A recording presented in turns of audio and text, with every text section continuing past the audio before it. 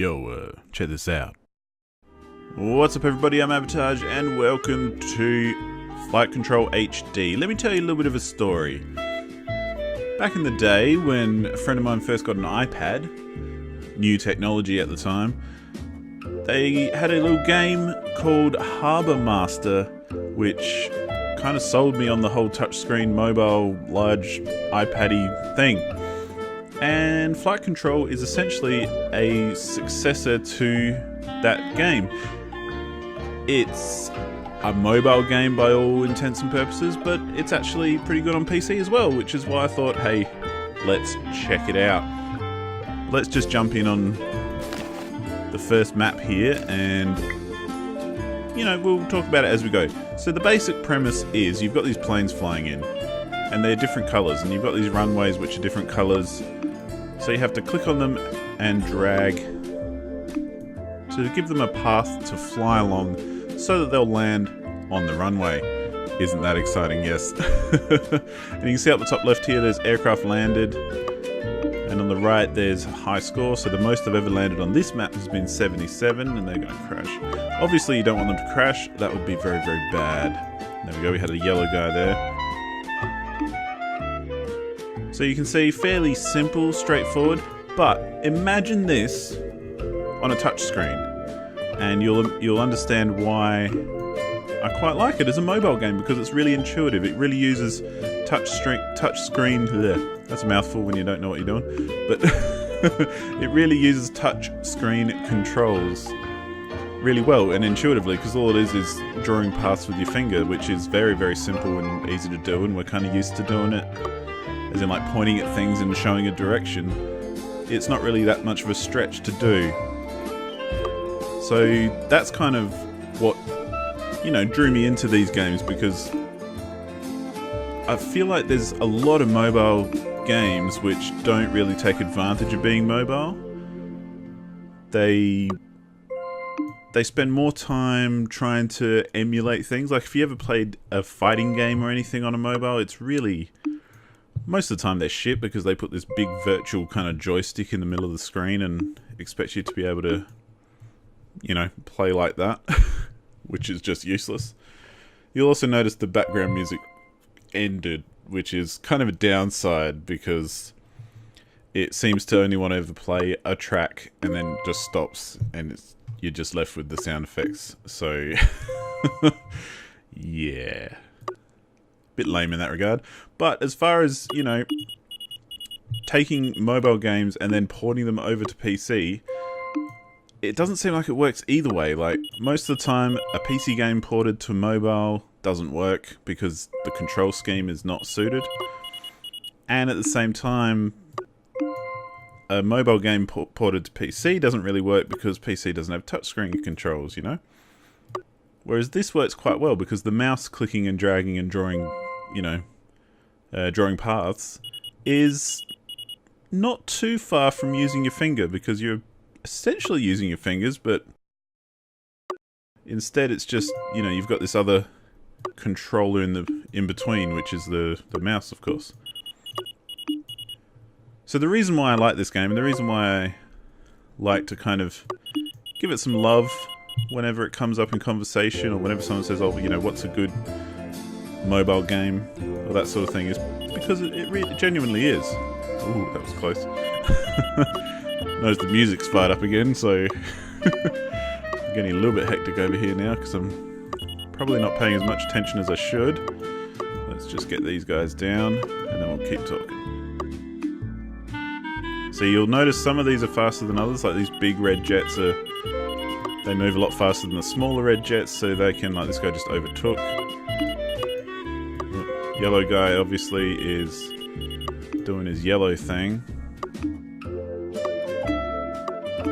So you want to kind of make paths so that they're not going to crash into each other, essentially. And this guy's a fast guy. Oh, jeez.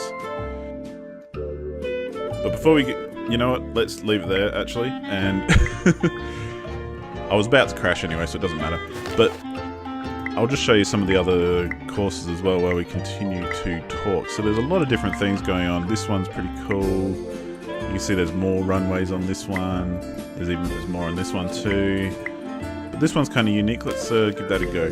Because basically this course has these kind of, well, like this guy, you can put them through here and it counts for multiple planes. Oh, I think this is a one that I started playing a while ago. Well, that's interesting. I didn't realize it would save the state if I play. Would you like to continue or start a new game? Let's do a new game. I wasn't paying attention when I clicked that. But anyway, what was I talking about? Yeah, mobile games. And, you know, this started life as a mobile game, and it obviously was made with the intention of having touch controls, so, you know, that's fair enough.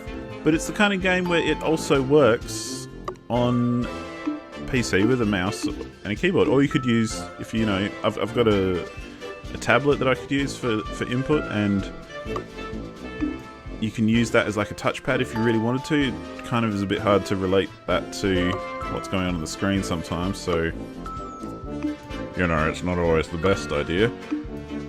But hey, it offers it anyway, which is a nice kind of substitute, I guess, sometimes if you want to put touch controls into a PC game. I reckon we can get through there in time. Let's go around this way. Yeah, for each gate that these planes go through, you get an extra landing, for want of a better word. So yeah, there's a lot of games like, I think the real thing that I love about properly made mobile games is that they can be really good. Like, if you get a really well made, good mobile game, it's a lot of fun, and there's no reason not to enjoy it. And there's no reason not to enjoy it if it gets ported over to PC.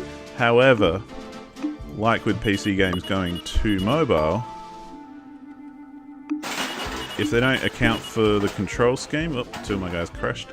But if they don't account for the control scheme, then it's not really worth it, and it's going to just be a big hot mess, you know? Hey. So that was 25 aircraft. Obviously I've got 182 before, so yeah, you know, could have done better. But hey, we'll try it one more and then we'll probably leave it. This will be a shorter one. But actually let's do the one with the weather, yes. So this map, you've only got 3 to worry about, but they change. So I might send this guy here, then it might change and I might have to send this guy over here. So it can be a bit of a, you know, a bit of a hectic kind of struggle. But there's, anyway, yeah, getting back to what I was saying. There's a lot of mobile games which I really love, like, you know, I mean, Monument Valley's been pretty successful lately, and for good reason, it's very good. Things like Harbour Master, which is basically this, but with ships going into port. And this one has been one that I play a lot of on mobile. So it's definitely something I have played before and would recommend to anyone who likes the look of it. And that guy's going to go there. Kind of trying to concentrate a little bit here. Failing miserably as we go. Oh, damn it. No, good. I thought they were going to crash. But yeah, so that's the reason I wanted to kind of show this off, because it's a really good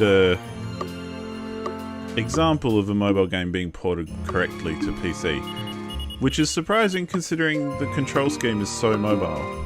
Like, it's very, very touch control driven. But it's nice in a way. Like, it's nice that they haven't left in the tooltips that say, oh, touch here or swipe here. It's nice that they've actually made a bit of an effort to port it to PC, and the HD version is, I think, a little bit up-resed and all that kind of thing, because you've got more power and all that. Although these days, I guess mobiles have come a long way and they're pretty powerful in their own right. So yeah, it's basically like a puzzle game, and you can see as time goes on and more planes arrive on the screen, it can be a real juggling act, and it really ramps up. Like, it starts off fairly casual in the way that, you know, one plane, just send it there. Oh, another one, send it over there. You know, it's pretty la-di-da. But after a certain amount of time, it does ramp up fairly significantly. And, you know, by the time you get to this 252 kind of high score that I've got, there's a hell of a lot going on screen. And as you can see, we've already managed to crash a few planes just trying them out here.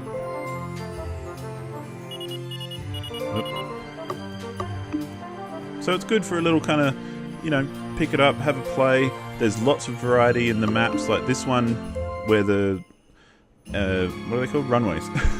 This one, the runways changed depending on the weather. There's another one which is on like an aircraft carrier, so it's constantly rotating on the screen.